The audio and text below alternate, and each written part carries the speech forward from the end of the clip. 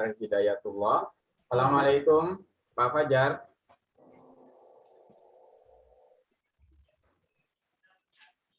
Assalamualaikum Pak Fajar, apakah bersama kita? Masih mute itu. Ustadz Fajar. Suara Pak Fajarnya di unmute. Ya. Assalamualaikum Ustadz Fajar. Waalaikumsalam. Pak. Ya. Sehat, apa kabar Ustadz? Alhamdulillah sehat. Sehat. Bapak dan Ibu peserta webinar, Ustadz Fajar Hidayatullah ini adalah seorang penyuluh juga di KUA Cibung Bulang, Kabupaten Bogor, ya.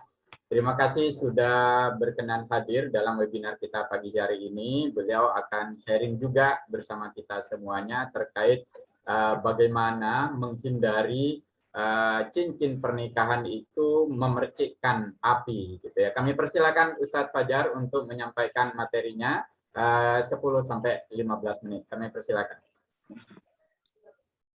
Assalamualaikum warahmatullahi wabarakatuh. Waalaikumsalam warahmatullahi wabarakatuh. Dan wa syukran lillah. Muhammadu wa nasta'inu wa nastaghfiruh wa na'udzu billahi min shururi anfusina wa min sayyiati a'malina may yahdihillahu fala mudilla lahu wa may yudlil fala hadiya lahu. Asyhadu an la ilaha illallah wa asyhadu anna Muhammadan abduhu wa rasuluhu nabiyya ba'dah. Allahumma shalli ala sayyidina Muhammad wa rabbi shrah li sadri wa yassir li amri wa hlul 'uqdatam hormati Abdul Khusus Bapak Dr. Abdurrahman Misno, yang saya hormati Al-Mukarram Bapak Kiai Nur Hadi, Bapak Kiai Khalifur Rahman, dan Bapak Ustadz Ahmad Bahimin, dan para guru dan semua yang hadir di pertemuan ini. Semoga kita semua ada dalam mimpi rahmat serta dari Allah Subhanahu wa taala.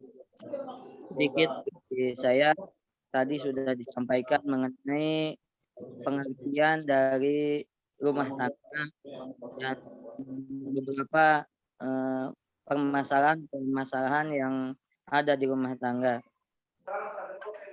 Untuk pengertian yang tadi tentang pernikahan, jadi ini adalah sebagaimana dalam Undang-Undang Nomor 2 Tahun 2009 tentang perkembangan dan pembangunan keluarga, bab 1 pasal 1 ayat 6, pengertian dari keluarga adalah unit terkecil di masyarakat yang terdiri dari dan istri. Dan suatu rumah tangga ini pasangan suami dan istri itu yang namanya rumah tangga ataupun satu keluarga. Jadi unit terkecil dari masyarakat ya keluarga, di mana kalau seandainya negara ingin membangun suatu negara yang maju dan sejahtera, ya proyeksinya harus dari unit yang terkecil, di mana masyarakat ataupun di mana keluarganya itu sudah sejahtera, maka insya Allah negara tersebut akan menjadi sejahtera. Lantas bagaimana menciptakan keluarga-keluarga yang harmonis? Di antaranya banyak sekali kita dapati di kitab Bulughul Maram, salah satunya tentang bagaimana pendidikan agama menjadi pondasi yang paling penting dalam mencapai suatu keluarga yang harmonis, keluarga yang sakinah mawaddah dan warahmah. Di antaranya yang paling pokok dalam membangun rumah tangga yaitu tentang bagaimana penerapan akhlak, baik akhlak suami ataupun akhlak istri. Akhlak suami terhadap istri, akhlak suami terhadap mertua, akhlak suami terhadap keluarga suami tersebut juga.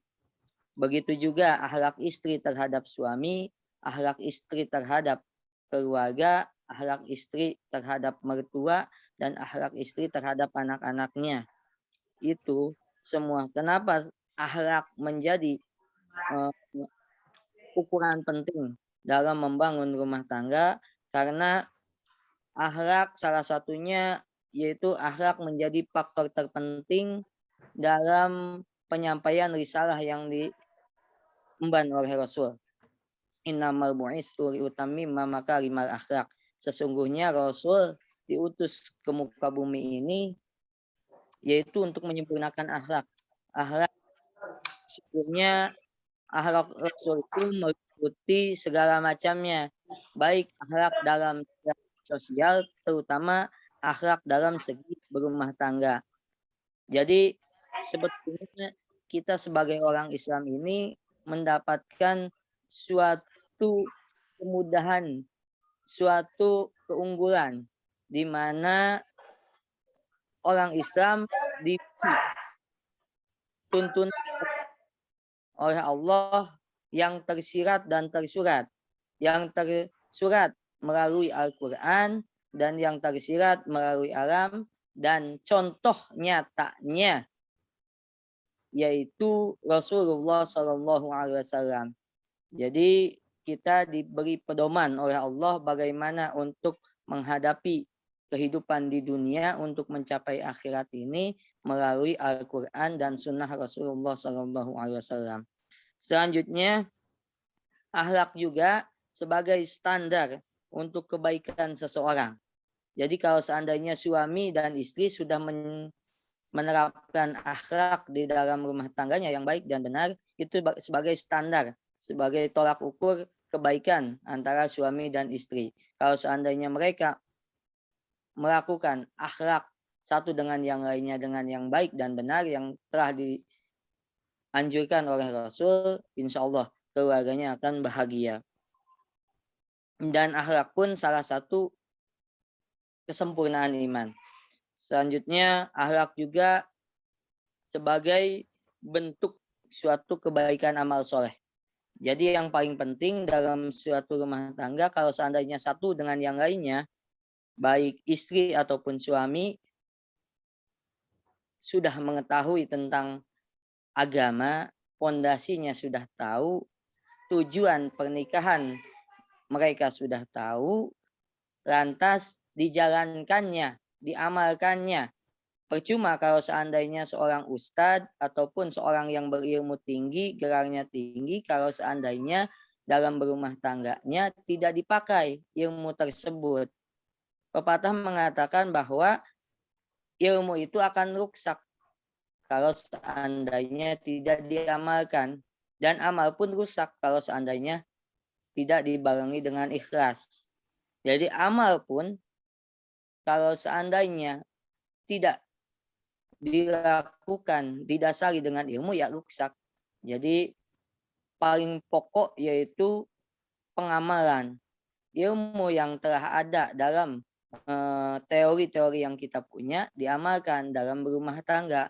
Karena rumah tangga selalu dan terus belajar. Baik untuk 1 tahun, 2 tahun, ataupun sampai puluhan tahun, ternyata dalam berumah tangga terus belajar dan belajar.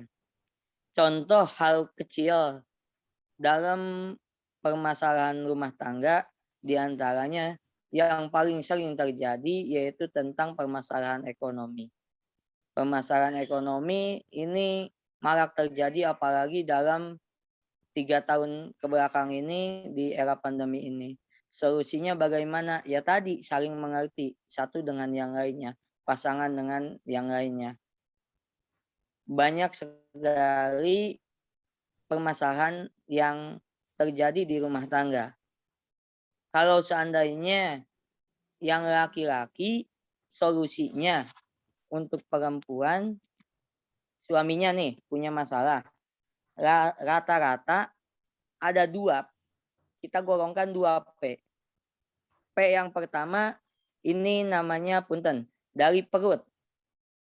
Jadi kalau seandainya suami perutnya sudah diperhatikan, mungkin beliau sudah bekerja seharian, beliau datang terus dikasih makanan, dikasih minuman yang baik, ini insya Allah suaminya akan diam. Terus yang kedua, P yang kedua yaitu adalah punten, maaf, penis. Jadi laki kalau seandainya penisnya sudah tersalurkan, perut dan penis insya Allah akan tenang, akan nyaman.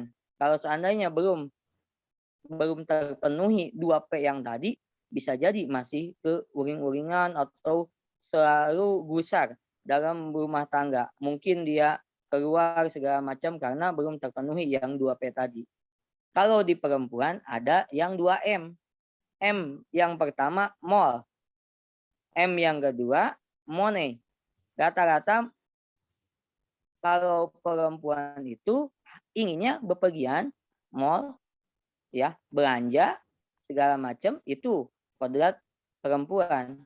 Yang kedua money. Money artinya uang. Uangnya tercukupi, insya Allah perempuan akan betah di rumah, betah mengurus anak, betah untuk menjadi keluarga yang harmonis. Jadi permasalahan ekonomi tadi terselesaikan dengan money tadi. More and money harus dipenuhi sebagai hak dasar perempuan supaya tidak terjadi yang namanya percikan cincin api dalam pernikahan.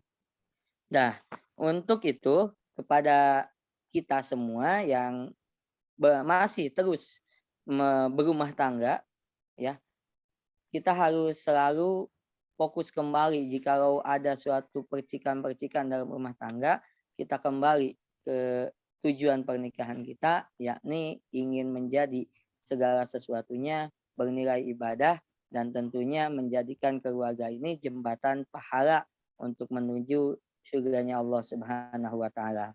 Mungkin hanya itu yang bisa kami sampaikan. Kurang lebihnya mohon maaf. Kalaupun ada kata-kata yang kurang berkenan, mohon dimaafkan.